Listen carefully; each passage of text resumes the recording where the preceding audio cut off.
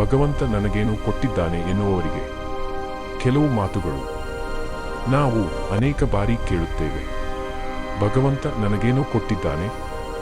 ಆದರೆ ಒಮ್ಮೆ ನಮ್ಮದೇ ಶರೀರವನ್ನು ಗಮನಿಸಿ ನೋಡಿದ್ದೇವೆಯಾ?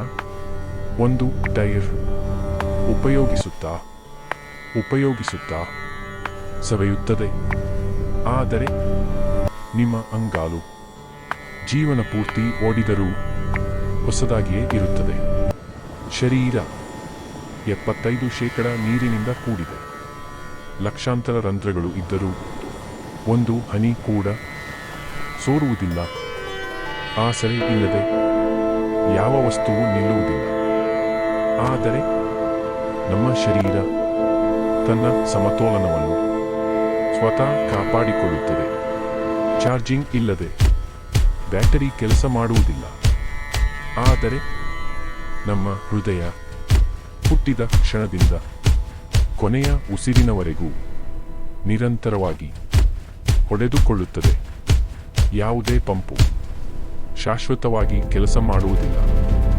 ಆದರೆ ರಕ್ತ ಜೀವನ ಪೂರ್ತಿ ನಮ್ಮ ಶರೀರದ ಪ್ರತಿಯೊಂದು ಭಾಗದಲ್ಲೂ ನಿರಂತರವಾಗಿ ಪ್ರವಹಿಸುತ್ತದೆ. ಪ್ರಪಂಚದ ಅತ್ಯಂತ ಬೆಲೆಯುಳ್ಳ ಕ್ಯಾಮೆರಾಗಳಿಗೂ ಒಂದು ಮಿತಿ ಇದೆ.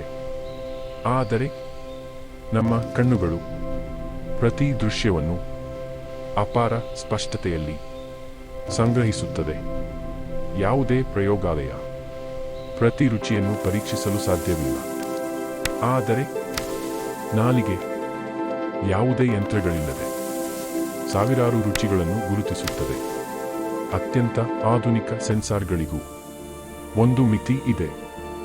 ಆದರೆ ನಮ್ಮ ಚರ್ಮ ಪ್ರತಿಯೊಂದು ಚಿಕ್ಕ ಅನುಭೂತಿಯನ್ನು ಸೂಕ್ಷ್ಮವಾಗಿ ಗ್ರಹಿಸುತ್ತದೆ. ಯಾವುದೇ ಯಂತ್ರ ಎಲ್ಲ ಶಬ್ದಗಳನ್ನು ಉತ್ಪತ್ತಿ ಮಾಡಲು ಸಾಧ್ಯವಿಲ್ಲ. ಆದರೆ ನಮ್ಮ ಗಂಟಲು ಸಾವಿರಾರು ಶಬ್ದಗಳನ್ನು ಸೃಷ್ಟಿಸುತ್ತದೆ. ಯಾವುದೇ ಪರಿಕರ ಪ್ರತಿ ಶಬ್ದದ ಅರ್ಥವನ್ನು ಸಂಪೂರ್ಣವಾಗಿ ತಿಳಿಯಲು ಸಾಧ್ಯವಿಲ್ಲ. ಆದರೆ ನಮ್ಮ ಕಿವಿಗಳು ಪ್ರತಿ ಶಬ್ದವನ್ನು ಅರ್ಥ ಮಾಡಿಕೊಂಡು ಅದರ ಅರ್ಥವನ್ನು ಮನಸ್ಸಿನಲ್ಲಿ ಸಂಗ್ರಹಿಸುತ್ತದೆ. ಇಷ್ಟೊಂದು ಅಮೂಲ್ಯವಾದ, ಅದ್ಭುತವಾದ, ದೈವಿಕವಾದ ಶರೀರವನ್ನು ಪ್ರಕೃತಿ ಭಗವಂತ ನಮಗೆ ಕೊಟ್ಟಿದ್ದಾನೆ. ಅದನ್ನು ಕೃತಜ್ಞತೆಯೊಂದಿಗೆ ಜೀವನ ಪೂರ್ತಿ ಕಾಪಾಡಿಕೊಳ್ಳುವುದು ನಮ್ಮ ಕರ್ತವ್ಯ. ಆದ್ದರಿಂದ ದೇವದೇವನಿಗೆ ಕೃತಜ್ಞನಾಗಿರು. ಇಷ್ಟೊಂದು ಅಮೂಲ್ಯವಾದ, ಅದ್ಭುತವಾದ, ದೈವಿಕವಾದ ಶರೀರವನ್ನು ಪ್ರಕೃತಿ ಭಗವಂತ ನಮಗೆ ಕೊಟ್ಟಿದ್ದಾನೆ. ಅದನ್ನು ಕೃತಜ್ಞತೆಯೊಂದಿಗೆ ಜೀವನ ಪೂರ್ತಿ ಕಾಪಾಡಿಕೊಳ್ಳುವುದು ನಮ್ಮ ಕರ್ತವ್ಯ. ಈ ಸಂದೇಶ ನಿಮಗೆ ಇಷ್ಟವಾದರೆ ದಯವಿಟ್ಟು ಈ ವಿಡಿಯೋಗೆ ಲೈಕ್ ಮಾಡಿ. ನಿಮ್ಮ ಅನಿಸಿಕೆಗಳನ್ನು ಕಾಮೆಂಟ್ನಲ್ಲಿ ಹಂಚಿಕೊಳ್ಳಿ. ಇಂತಹ ಆತ್ಮಸ್ಪರ್ಶಿ ಸಂದೇಶಗಳನ್ನು ಇನ್ನಷ್ಟು ಕೇಳಲು ನಮ್ಮ ಚಾನಲ್ ಅನ್ನು ಸಬ್ಸ್ಕ್ರೈಬ್ ಮಾಡಿ. ಮತ್ತಷ್ಟು ಜನರಿಗೆ ತಲುಪಲು ಈ ವಿಡಿಯೋವನ್ನು ಶೇರ್ ಮಾಡಿ.